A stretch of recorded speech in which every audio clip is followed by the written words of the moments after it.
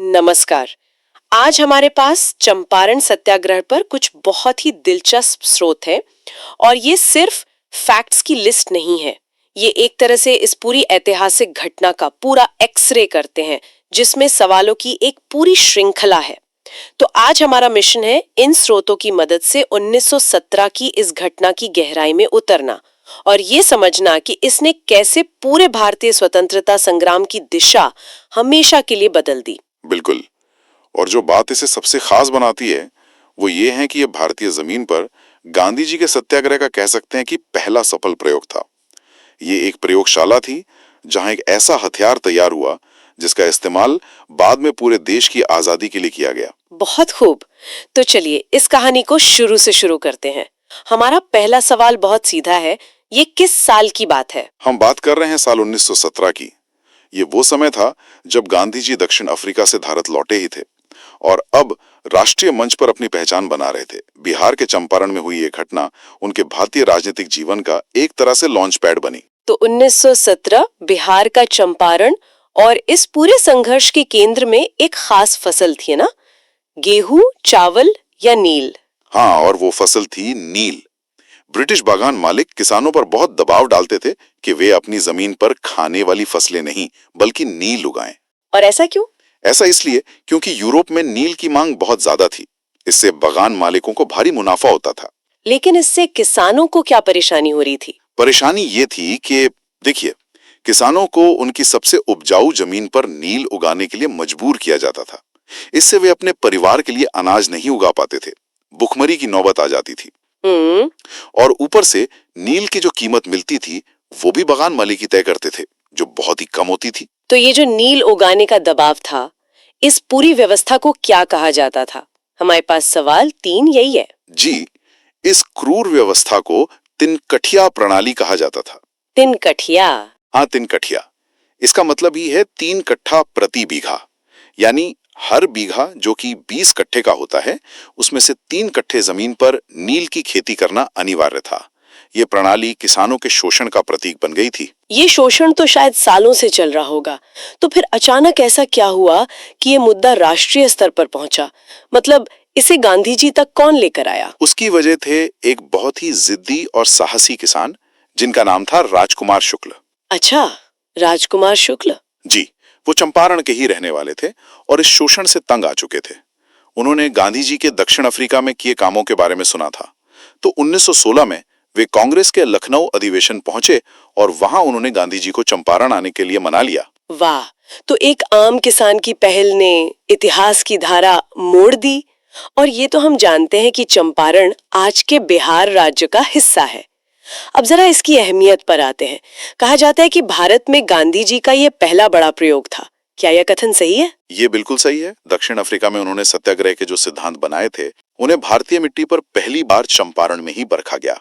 यहीं से भारत में कह सकते हैं कि गांधी युग की असली शुरुआत हुई। कहानी में एक बड़ा दिलचस्प मोड़ तब आता है जब बागान मालिक खुद ही नील की खेती बंद करवाना चाहते हैं, लेकिन उसके लिए भी किसानों से ही पैसा मांगते हैं।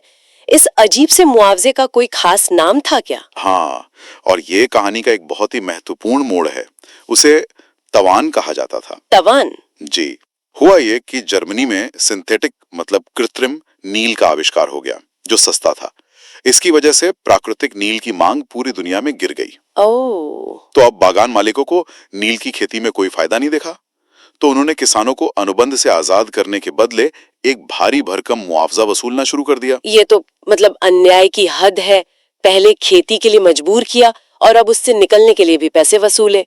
तो इस तवान और पूरी तिनकठिया प्रणाली का अंत कैसे हुआ? किस कानून के तहत? इसका अंत हुआ गांधी जी के सत्याग्रह के दबाव से। जब मामला बढ़ा तो ब्रिटिश सरकार को एक जांच समिति बनानी पड़ी और ये गांधी जी की बड़ी जीत थी कि उन्हें भी उस समिति का सदस्य बनाया गया। समिति ने माना कि किसानों का शोषण हो रहा है और उनकी सिफारिशों पर चंपारण कृषि अधिनियम 1917 पास किया गया और इसी कानून ने तिनकठिया प्रणाली को खत्म कर दिया। लेकिन ये सब इतना आसान तो नहीं रहा होगा।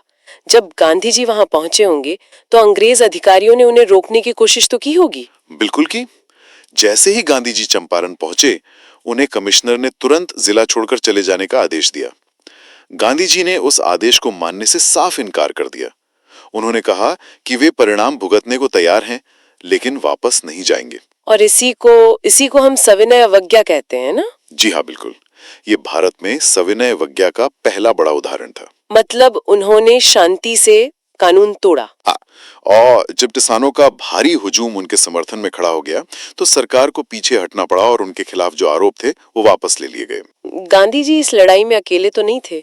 कौन कौन से बड़े नाम उनके साथ जुड़े थे उस समय? कई बड़े वकील और नेता उनके साथ आए। इनमें सबसे प्रमुख थे डॉक्टर राजेंद्र प्रसाद, जो बाद में भारत के पहले राष्ट्रपति बने। अच्छा। जी, उनके अलावा जेबी कृपलानी, ब्रज किशोर प्रसाद और मजहर उल हक जैसे कई पढ़े लिखे लोग अपना काम छोड़कर गांधी जी के साथ इस किसान आंदोलन में शामिल हो गए। तो ये साफ है कि ये आंदोलन अपनी जड़ में एक किसान आंदोलन था। हाँ, ये आधुनिक भारत के पहले सफल और संगठित किसान आंदोलनों में से एक बना। एक बात जो मुझे हमेशा हैरान करती है वो ये है कि इस पूरी कहानी का एक सिरा हजारों मील दूर जर्मनी से जुड़ा था। हाँ, ये एक कह सकते हैं कि ग्लोबलाइजेशन का एक क्लासिक उदाहरण है कि कैसे एक जगह का आविष्कार दूसरी जगह संकट पैदा कर सकता है। जर्मनी में सिंथेटिक नील की खोज ने बिहार के नील किसानों का बाजार खत्म कर दिया और बागान मालिकों को उनसे तवान वसूलने का बहाना दे दिया। बिल्कुल। अच्छा, तो हम राजकुमार शुक्ल की बात कर रहे थे।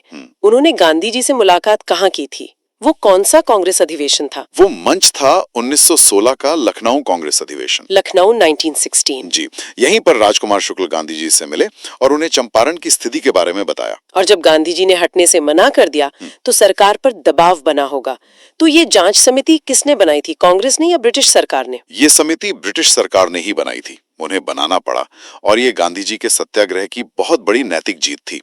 सरकार का जांच के लिए मजबूर होना और गांधी जी को ही उसमें सदस्य बनाना, ये इस बात का सबूत था कि अहिंसक दबाव काम कर रहा था। तो एक बार फिर उस पल पर लौटते हैं। वो आदेश क्या था जिसे गांधी जी ने मानने से इनकार कर दिया था? वो आदेश था चंपारण जिला छोड़कर चले जाने का। और यही सविनय अवज्ञा का मूल था। जी, एक अन्यायपूर्ण आदेश को शांतिपूर्वक अस्वीकार करना। चंपारण की सफलता का असर क्या सिर्फ चंपारण तक ही सीमित रहा या इसने आगे के आंदोलनों के लिए भी कोई रास्ता खोला, जैसे खेड़ा या बारदोली?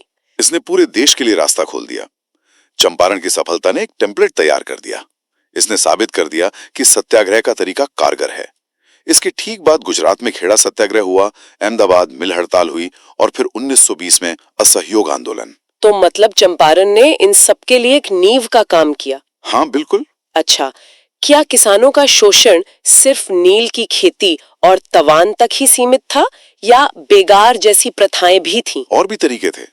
बेगार एक बहुत बड़ी समस्या थी। बेगार मतलब जबरदस्ती बिना मजदूरी के श्रम करवाना। किसानों से नील की खेती के अलावा भारी कर और बेगार भी वसूला जाता था। ये शोषण का एक पूरा चक्र था। और तिनखट्टिया प्रणाली यानी 3/20 हिस्से पर खेती, इस आंकड़े को याद रखना इसलिए जरूरी है क्योंकि ये शोषण की मात्रा को दिखाता है। बिल्कुल, उनकी सबसे अच्छी जमीन पर उनका कोई अधिकार ही नहीं था। और इन सब तरीकों को देखकर ये साफ हो जाता है कि चंपारण ने हिंसा की नहीं बल्कि अहिंसा की शक्ति को सिद्ध किया। इसने साबित किया कि नैतिक बल और जन समर्थन शारीरिक बल से कहीं ज्यादा शक्तिशाली हो सकते हैं। चलिए अब इसकी विरासत पर बात करते हैं। चंपारण आंदोलन के जनक के रूप में किसे जाना जाता है, गांधी जी को या राजकुमार शुक्ल को? ये बहुत महत्वपूर्ण सवाल है। देखिए, गांधी जी एक उत्प्रेरक थे, उन्होंने रास्ता दिखाया, लेकिन इस आंदोलन का जनक राजकुमार शुक्ल को ही माना जाता है। सही बात है। श्रेय उस व्यक्ति को मिलना चाहिए जिसकी जिद ने इस मुद्दे को एक राष्ट्रीय मुद्दा बना दिया। बिल्कुल, ये हमें सिखाता है कि बड़े बदलाव की शुरुआत अक्सर एक आम इंसान ही करता है। तो एक तरह से देखें तो ये भारत छोड़ो और असहयोग जैसे बड़े आंदोलनों से बहुत पहले की घटना है। जी, और इसकी सीधी मांग जबरन नील की खेती का अंत थी। ये कोई राजनीतिक सत्ता की मांग नहीं थी, बल्कि अपनी जमीन पर अपनी मर्जी की फसल उगाने के अधिकार की लड़ाई थी। राजनीतिक तौर पर इसका सबसे ज्यादा फायदा किस पार्टी को मिला? भारतीय राष्ट्रीय कांग्रेस को। कैसे? इस सफलता ने कांग्रेस को आम जनता, खासकर किसानों के बीच बहुत लोकप्रिय बना दिया। इससे पहले कांग्रेस को मुख्य रूप से शहरी पढ़े लिखे वर्ग की पार्टी माना जाता था। चंपारण ने उसे एक जन आंदोलन का रूप दिया और गांधी जी को कांग्रेस के भीतर एक निर्विवाद नेता के रूप में स्थापित कर दिया। तो अगर हम इस आंदोलन की सफलता के कारणों को समेटें तो मुख्य भागीदार किसान थे, तरीका सत्याग्रह था, इसने गांधी की शुरुआत की और सबसे बढ़कर इसे जबरदस्त जन समर्थन हासिल था। निस्संदेह जन समर्थन। गांधी जी की असली ताकत लोगों को संगठित करने की क्षमता में थी। उन्होंने साबित कर दिया कि जब आम लोग डरना छोड़कर एकजुट हो जाते हैं तो वो सबसे शक्तिशाली साम्राज्यों को भी चुनौती दे सकते हैं। आर्थिक शोषण के अलावा क्या नील की खेती का जमीन की उर्वरता पर भी कोई बुरा असर पड़ता था? हाँ, ये एक बड़ा मुद्दा था। नील की जड़ें बहुत गहरी होती हैं और ये मिट्टी से सारे पोषक तत्व सोख लेती थी। जिस खेत में लगातार नील उगाया जाता था वो कुछ समय बाद बंजर हो जाता था। अच्छा, तो उस पर अनाज उगाना लगभग नामुमकिन हो जाता होगा। जी, तो ये सिर्फ एक आर्थिक शोषण नहीं था बल्कि एक तरह का पर्यावरणीय संकट भी था। इस घटना की अहमियत इसी से समझी जा सकती है कि इसे हमारे स्कूल के सिलेबस का भी एक जरूरी हिस्सा बनाया गया है। बिल्कुल, एनसीईआरटी की कक्षा 10 और 12 की इतिहास की किताबों में इसका जिक्र मिलता है। ये इसलिए जरूरी है ताकि आने वाली पीढ़ियां समझें कि आजादी की लड़ाई की नींव में ऐसी जमीनी लड़ाइयों का कितना बड़ा योगदान था। किसानों को जो पैसा वापस मिला उसे हम क्या कहेंगे? हमारे स्रोतों में इसे अवैध बकाया की वापसी कहा गया है। क्या ये सही है? ये सबसे सही शब्द है। वो कोई कर्ज या दान नहीं था बल्कि वो पैसा था जो उनसे गैर कानूनी तरीके से वसूला गया था। सरकार का इसे वापस दिलवाना इस बात को स्वीकार करना था कि बागान मालिक गलत थे। तो असल में ये लड़ाई थी किसके खिलाफ? क्या किसान सीधे सीधे ब्रिटिश सरकार से लड़ रहे थे? शुरुआत में तो नहीं, उनका सीधा संघर्ष तो ब्रिटिश नील बागान मालिकों से था। लेकिन जब ब्रिटिश सरकार ने उन बागान मालिकों का पक्ष लिया और गांधी जी को रोकने की कोशिश की तो ये लड़ाई अपने आप ब्रिटिश राज के खिलाफ हो गए। हाँ, उसकी नीतियों के खिलाफ। और आखिर में इस पूरे आंदोलन ने भारत को कौन सी एक बड़ी विचारधारा दी जो आगे चलकर आजादी की लड़ाई का सबसे बड़ा हथियार बनी? वो विचारधारा थी अहिंसक प्रतिरोध की, नॉन वायलेंट रेजिस्टेंस। चंपारण ने यह साबित कर दिया कि बिना हथियार उठाए केवल सत्य और अहिंसा के मार्ग पर चलकर भी बड़ी से बड़ी लड़ाई जीती जा सकती है। तो इन सभी पहलुओं को जोड़कर हमने चंपारण सत्याग्रह की पूरी कहानी को समझा। 1917 नील की खेती, तिनकठिया प्रणाली, राजकुमार शुक्ला और गांधी जी का पहला सविनय अवज्ञा। लेकिन अगर हम पूछें कि इसका सार क्या है तो यह सिर्फ एक किसान आंदोलन की जीत से कहीं ज्यादा था। बिल्कुल, जैसा कि स्रोत के अंत में बहुत अच्छी तरह से कहा गया है, चंपारण सत्याग्रह ने भारत के अहिंसक स्वतंत्रता आंदोलन की नींव रखी और किसानों को राष्ट्रीय आंदोलन का सक्रिय भागीदार बनाया। इसने संघर्ष का एक नया नैतिक तरीका दिया और देश के सबसे हाशिए पर पड़े लोगों को स्वतंत्रता संग्राम के केंद्र में ला खड़ा किया। ये सच में एक बहुत शक्तिशाली विचार है।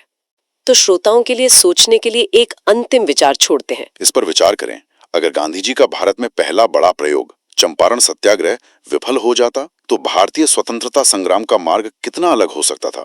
क्या अहिंसा को कभी इतनी प्रमुखता मिल पाती?